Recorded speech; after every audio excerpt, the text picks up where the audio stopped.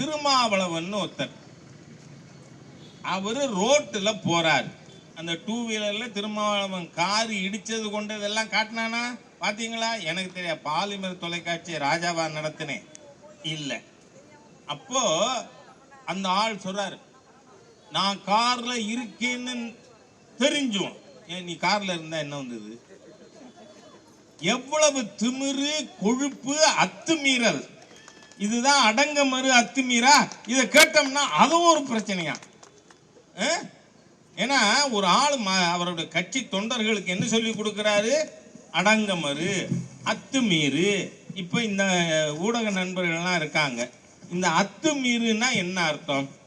இப்ப அவங்க செய்தி போடுறாங்க ஊடகத்துல, இளம் பெண்ணிடம் அத்துமீறிய 4 பேர் கைதுன்னு. அப்படின்னா அத்துமீறினா என்ன அர்த்தம்?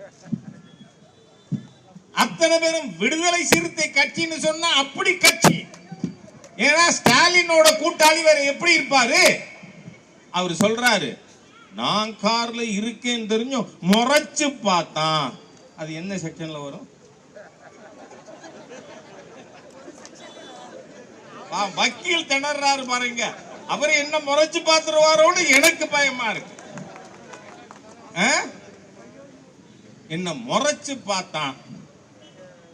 அதுக்கு என்ன சொல்றாரு அவரு?